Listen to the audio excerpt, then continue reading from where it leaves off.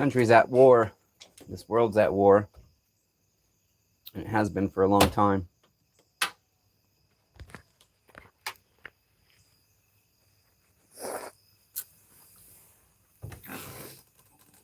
Charlie Kirk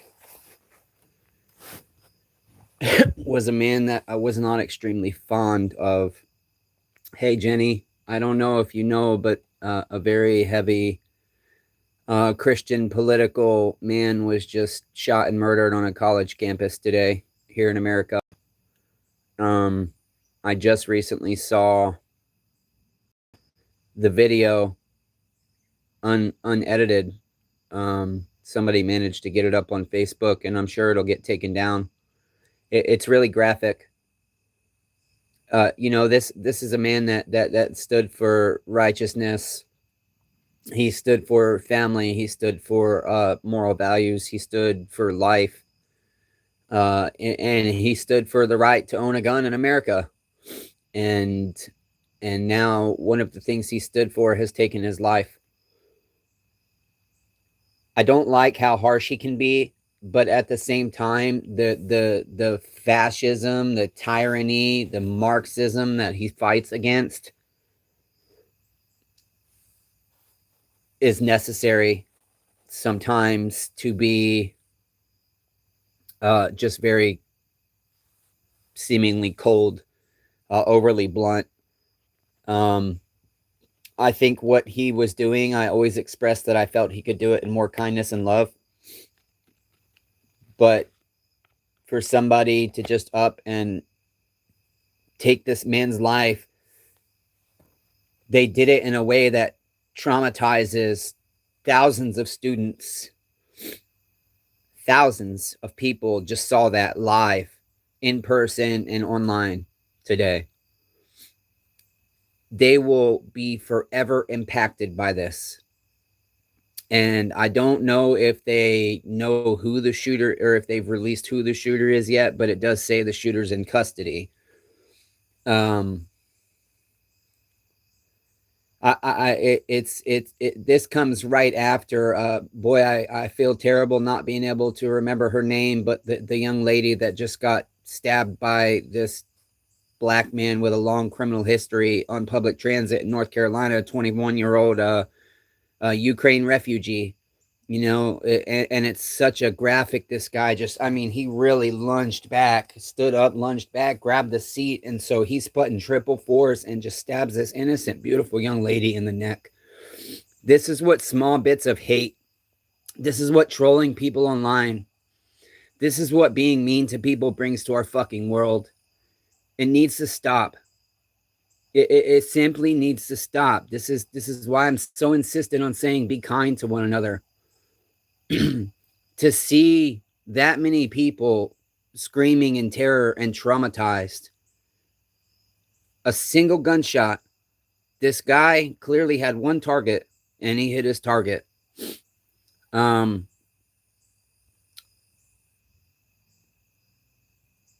With the internet, we can see some pretty graphic things, and we see graphic movies, but the movies aren't real. That stuff's all fake.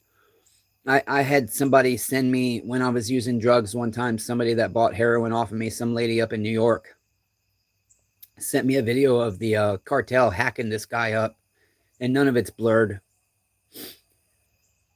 And that image has never left my head, and it never will. Cross, well, the thing is that I think there is a slight getting better before it gets worse. The outpouring of the Holy Spirit. But the reality is that we're all trapped in a system that's meant to divide us. And too many people are too busy arguing about the things they put in front of us to argue about. But Charlie was standing against something that makes me utterly sick to my stomach, and our president just passed a law that prevents it. And that is teaching children in kindergarten, in first grade, and fifth grade about transgender and about how they get to choose their gender and about how their biology is wrong. And that was one of his biggest things that he stood against. And then abortion. You know, we've got, what, 1.5 million babies being murdered every year in this country. I have a feeling whoever killed him most likely has been somebody that he's embarrassed before. Because if you notice the people he argues with or debates with, whatever you want to call it, most of them are not actually very educated on the topics they're talking about. I mean, these people that go out and ask a simple question, what is a woman?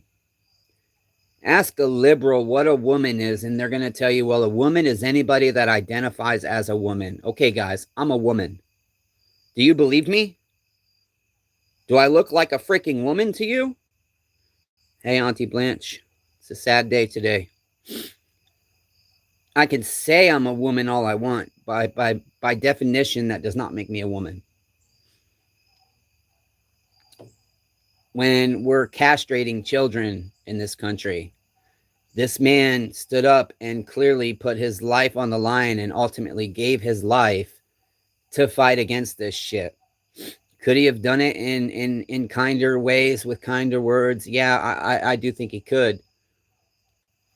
But at the same time, again, when you're standing up against the most evil kind of evil there is, sometimes you just got to say enough is enough with the silliness. The Bible says don't waste your time talking to fools. And if you can't give the definition of woman, you're a fool. Whether you were programmed to be that fool or not is irrelevant. And that's where I think the biggest challenge always came into play for me, is I think he understood that these people he's talking, and I think he did feel sympathy for them, empathy for them. But at the same time, I think there's a better way to communicate these issues. I have gay family, and my gay uncle thinks that homosexuality is not even a sin in the Bible. Hello, have any of you ever read the Bible?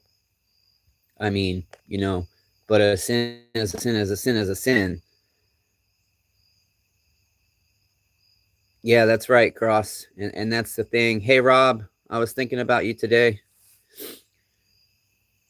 Yeah, he is a martyr. He's 100% a martyr. He's a man that was not afraid to go out and openly preach his beliefs, openly preach what he thought was right, openly fight against the evil in our school system, in our government, in our Senate. And I very much agreed with him on his stance on the public education system too. And obviously President Trump, not a man I'm super fond of, but you know, he's doing more for this country than most presidents have done. He's hurting my business with his tariffs, but that is what it is. He's against the Department of Education essentially too, because we're basically sending our kids to school to be programmed, and we're told we're bad parents in this country if we try to be heavily involved in that. If we go to school council meetings and send out against books about anal penetration between two freaking minors being read to kindergarten students that are our children, we're threatened with criminal charges. We're harassed by the other parents. You know, that's what's happening. And this man was going around every damn day fighting against this. And I find it very interesting, the timing of his death with these orders that Trump has just signed, banning these transgender bathrooms, banning men from women's sports, transgender athletes from women's sports. Not a lot of children have to use their biological sex bathroom. So male or female, that's it. You don't have boys in the girls' room and girls in the boys' room. It's against the law. Of course, there are schools not following this and businesses not following this. But mere days after Trump signs this stuff into law, or legislature, really, it's not law, it's legislature, Charlie's murdered, shot dead in front of tens of thousands of people. So that's the comfort I find in it. That's where I find my solace, is that he didn't give his life for nothing. He really didn't, because the very things that he was standing up against, our president has been fighting for with him, and has now issued mandate for change. And at least Charlie got to see that before this happened. At least he got to see his life's work enacting change, because that's the thing. This world is so big and there's so much bad in it, so much evil. All of us in our own little pockets have so many major chaotic things going on just around us. It's like, how can I make a difference? You know, he might not have made a major difference, but he fought for what he believed was right. And in the end, what he was fighting for is starting to come to fruition as his life ended way too early. And so I do want to say, rest in peace, Charlie. I didn't always enjoy watching your videos because I struggle with the harshness, but I did like that you fought for life, for liberty, for freedom. You fought for love. Most of all, you fought for the Creator. You openly expressed your love for your Savior in front of the entire world to see. And in this country today, that's not an easy thing to do. That takes a very brave man to go on social media, on huge platforms like that, and every time talk about your Savior. I don't give a shit what anybody believes, but it takes a brave man to stand up for something that can get you killed, especially if it's a good thing. And love is a good thing. And so even though religion is bad, the way Christ said we should treat one another is beautiful. And so anybody that says the Bible is a good moral book should be following it, whether they believe in him as a savior or creator or not. Because if we all did act like that a little bit more each day, this world wouldn't be as bad as it is. We wouldn't have kids killing themselves. We wouldn't have children getting raped. We wouldn't have innocent young refugees from war getting stabbed on our subways for no reason whatsoever, just going home from work. 21-year-old young lady going home from work. A 31-year-old young father and husband. Life activists just working his daily job, trying to bring about positive change. It's funny, I made a video and it's not public yet, but I just uploaded it a couple hours ago. And I'll just tell you guys real quick. It's a short story. When this happened, I was actually at Walmart. And while I was at Walmart, one of the things I had to do was refill my water jugs.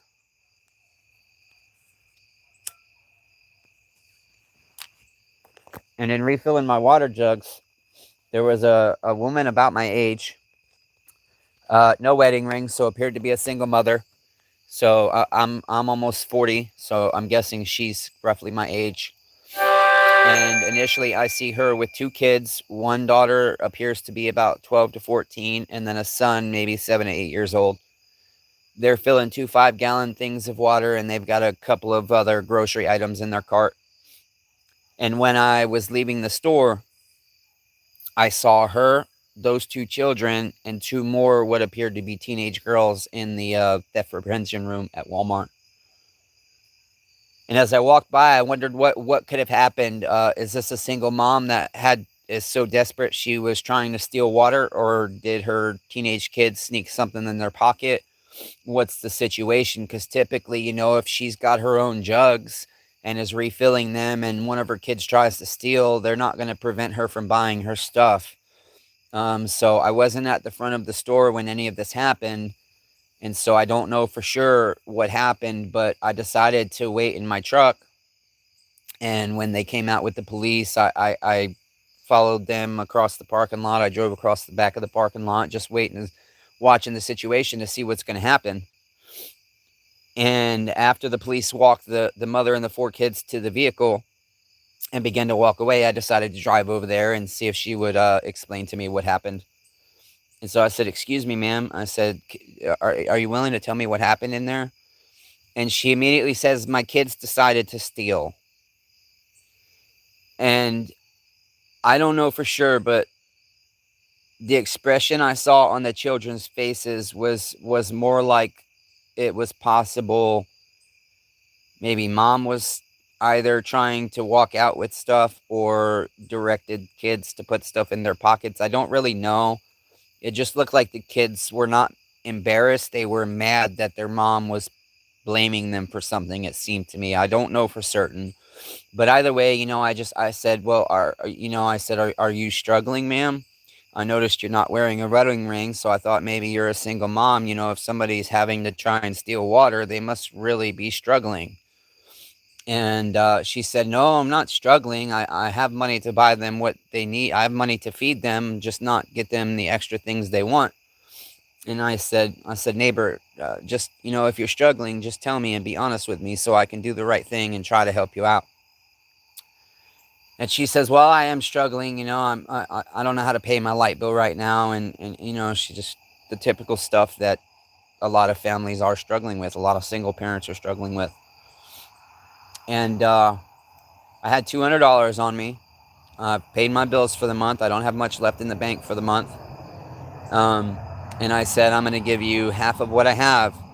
And I didn't see any signs of drug use on her arms. Her arms were fully exposed. I didn't see any track marks or scars, old track marks or anything. Being a former heroin addict, I know what that looks like. I have scars. They don't identify who I am. They identify the struggles I've had in life. But so I gave her $100, and I just basically had hoped that she wasn't one of these parents out here who's spending her resources on feeding her own deprivation opposed to providing for her kids. I exchanged a friendly little smile while I was waiting for them to finish at the water machine with their younger daughter. And then, whoops. And then when they left, she waved at me. And so I waved back. And I thought of all the times I've encountered children in this country with parents that just don't care, and how I was a product of similar parents, and the way her daughters had their hair all dyed up, especially a 12-year-old, and the clothing, the provocative clothing they were wearing. I felt this was not necessarily a Christian family, or even a family that teaches high morals or principles, like decency. It's one thing, people do feel forced into situations where they have to steal something like water. I mean, it shouldn't be that way, but it is.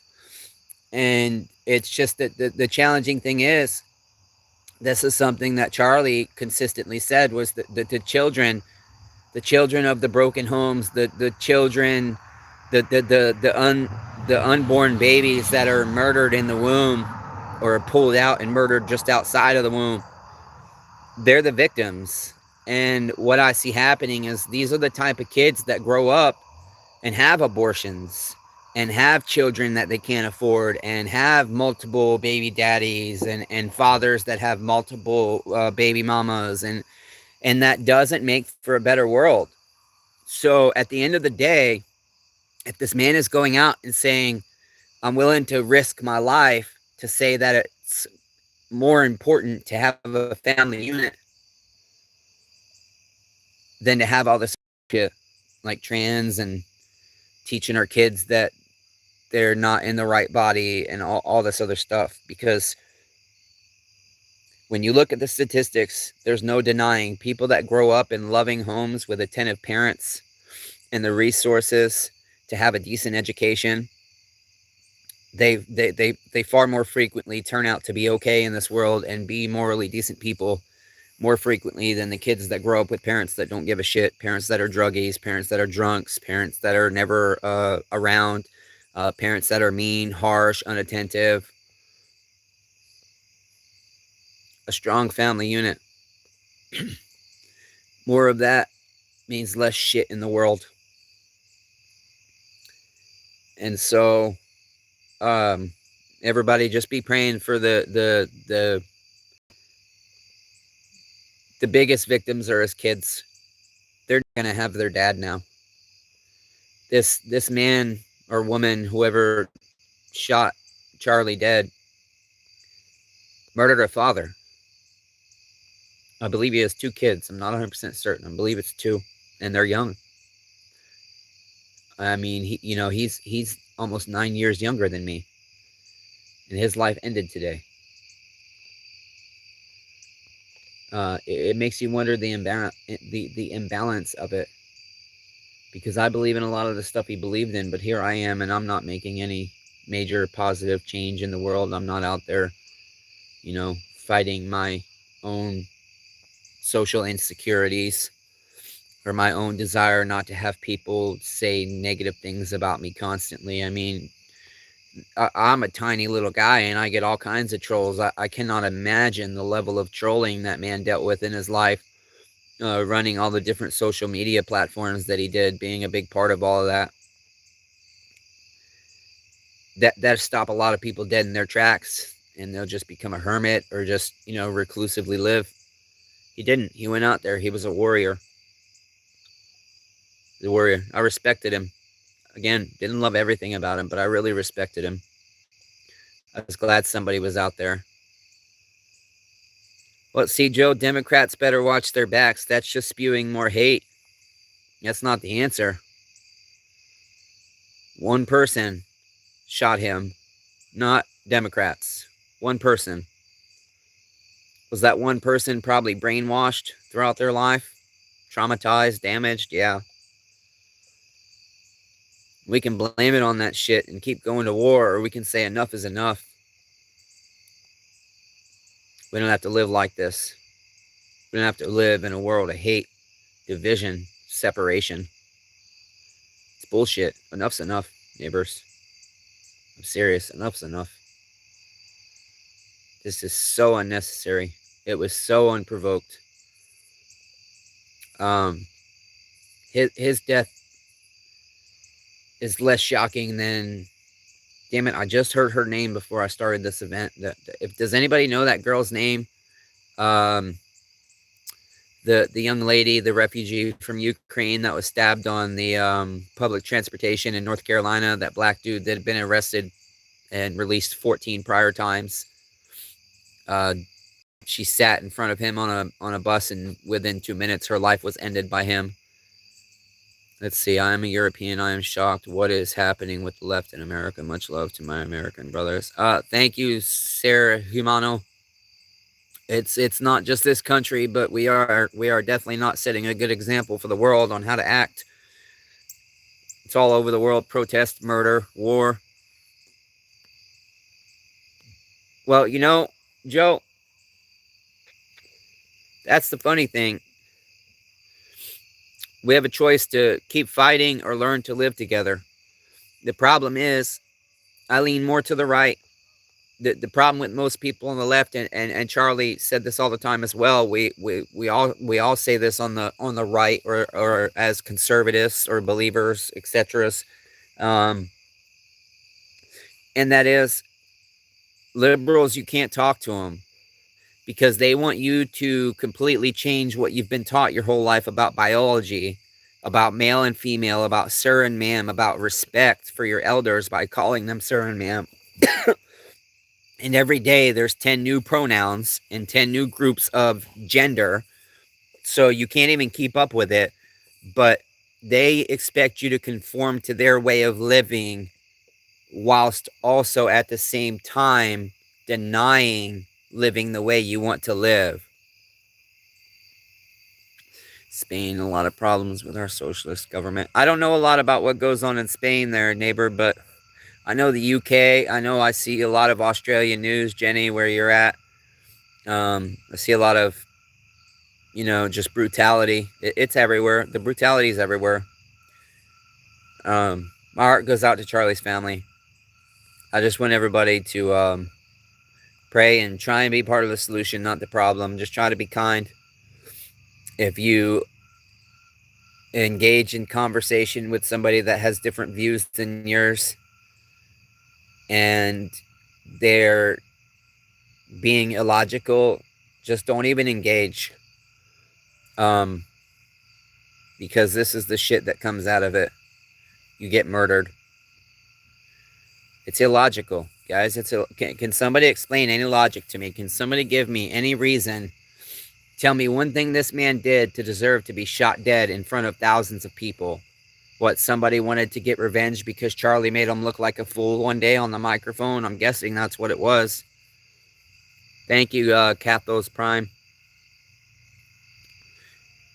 I don't think anybody can. Somebody give me a reason he deserved to lose his life. Can anybody? We got any liberals in here?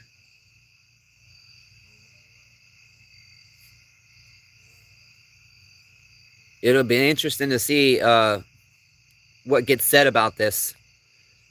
Charlie was definitely against the leftist media, and that's 98% of the media in America. So I don't typically watch news, but I think I will just to see how much they cover this. What is that girl's name, man? I wish I had my other phone in my pocket.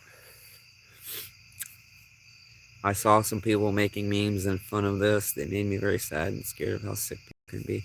Yeah, and that's sad. And people are already poking fun at his death. I'm sure there's hundreds of thousands of lost people in this country right now. Glad that he's dead, saying he deserved it, saying he got what was coming to him. Right, exactly, Blanche. There's going to be tons of that. But he didn't rape no kids. He didn't murder no kids. He didn't rape no women. He didn't murder no women. He didn't steal from nobody. He didn't really lie. At least not in public. I didn't ever see him tell a lie. I mean, he was more political than I like, again, but completely unprovoked. At least he got to die a martyr. I mean, at least he got to die for what he believes in. I would say, if anything, I hope his family finds peace in that. He died fighting for good. He overall, everything he stood for was overall good. It was family values. It was life. It was love. It was respect. It was kindness. It saddens me where this world is. It really does. That's why so many people numb with drugs or partying, drinking, food, media, overworking, adrenaline junkies, because you don't know what to do. You see the chaos around you, and to a lot of us it doesn't make sense. We don't understand how people can do stuff like this, but it happens every day. Every day.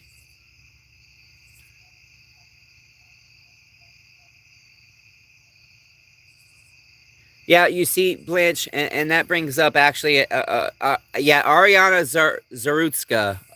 Ariana Zarutska. Thank you, Jenny. That's the girl that got stabbed in the throat, and the brutality, the force this man, this total stranger, put behind it. It's like, why?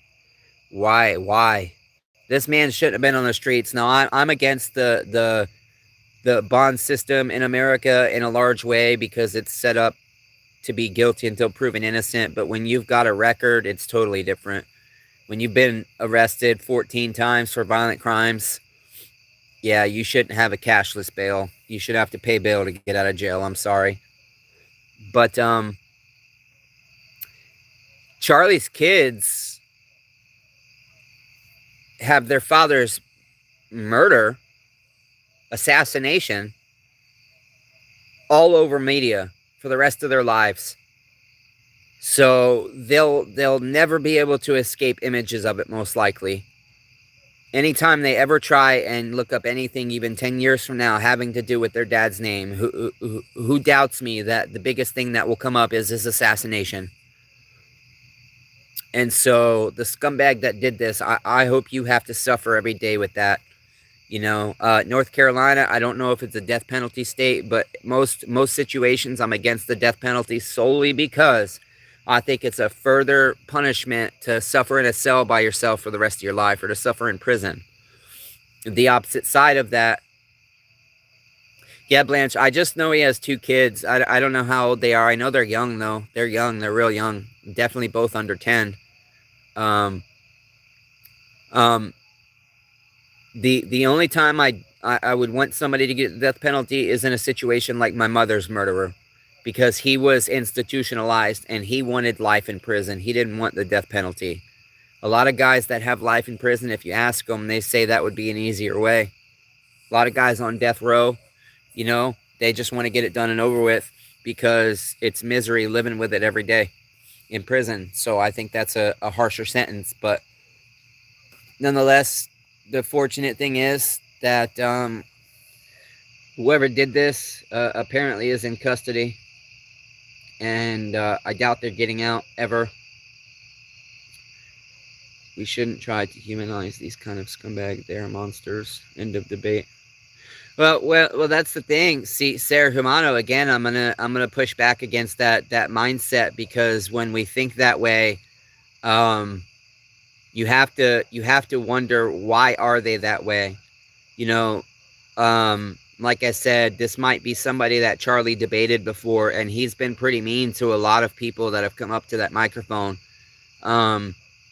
And they could be somebody that has lived a life of rape and trauma, and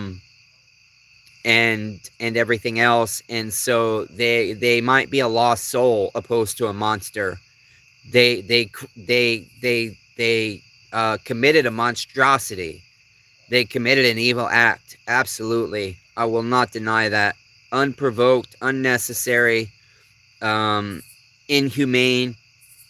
However, the mindset of automatically somebody that does a bad thing is a monster and we shouldn't even view them as human is not the answer. It's just not. I'm sorry, neighbor. It's not. It's not. I forgive my mother's murderer. I wished he would have got sentenced to death, but I didn't fight for him to get sentenced to death. You know, he's going to live the rest of his life in a prison cell. And he brutally murdered my mom and his neighbor. You know, she was 38 years old. That's how old I am today. And that was 14 years ago. You know, so I don't believe hate is the answer ever. Answering hate with hate is not the answer. But I'm not gonna shed any tears for this person if they get sentenced to death and put to death. I won't. You know, whatever they get, the Bible says an eye for an eye. I'm not going to argue whether the death penalty is right or wrong, whether they get life in prison or they get a death penalty sentence. I'm not going to shed a tear either way, because to me, either one is justice. You know.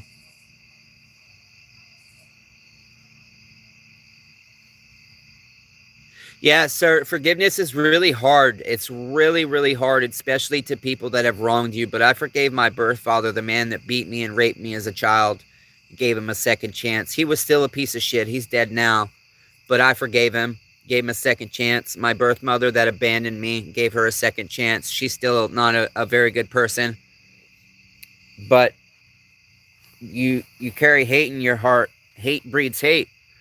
And again, it only has to start off as one tiny thing. That's why I consistently say, you know, you could be in a bad mood and be having a bad day and go to the grocery store, and your clerk could be having a really bad life and barely holding on, about to lose it. And because they do something that frustrates you and you take your bad day out on them, they could go home and kill themselves or go shoot up a school or shoot up a bar or blow a building up or whatever. You never know what somebody's dealing with. So the best answer really always is, unless you're in a situation where kindness is not an option because you're in life or death, you should always answer aggression with kindness. Heap coals of fire on your enemy's head. And you should always try to be kind, even if you're having a bad day. It's hard, but it's what we need to try and focus on doing instead of focusing on debating all the time about all these things that divide us. We should be focusing on more of, how are you doing, neighbor? Is there anything I can do to make your life better or easier today? We need to be focusing more on, when somebody asks how you're doing, you should need it, and you should believe, or you should mean, you're strong, brother. May God strengthen you more. Swedish Doom Goblin, thanks. I'm not as strong as I might appear. I struggle very much most days. I really do. Saw so much violence, horrible things. I think I'm going to sleep. Here in Spain is very late. I'm deeply sorry about your mom. Hope you have... Well, thanks for joining us, and thanks for your input there, Sir Humano from Spain.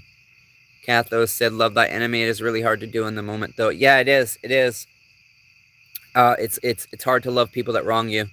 But as I said, hatred breeds hate. So even a small act of frustration and scoffing at somebody like a cashier or a fast food clerk breeds more hate, because it just snowballs. And that's, kindness does the same thing. Simply smiling as you pass somebody on the streets, saying hello to a homeless person, or buying a drug addict a bottle of water or a sandwich, a dirty, filthy person that's a nobody, and disgusting societal trash to a lot of people.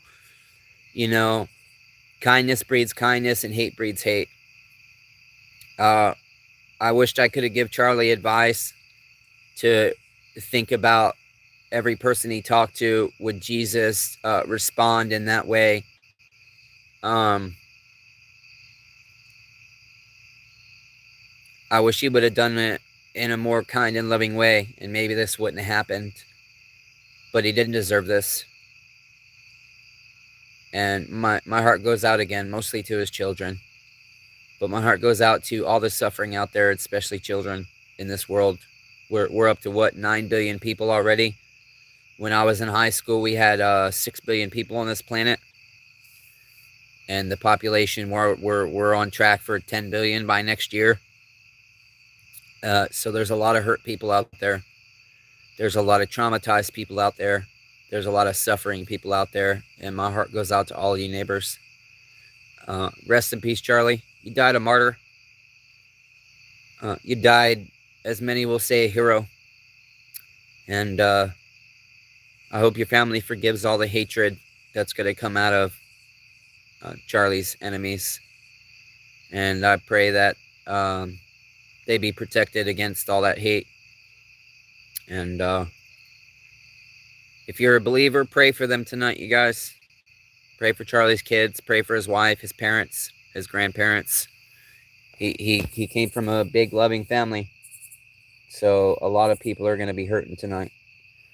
Till next time, neighbors. I love all you, even though I suck at it. Be kind to one another. Everyone's facing a battle.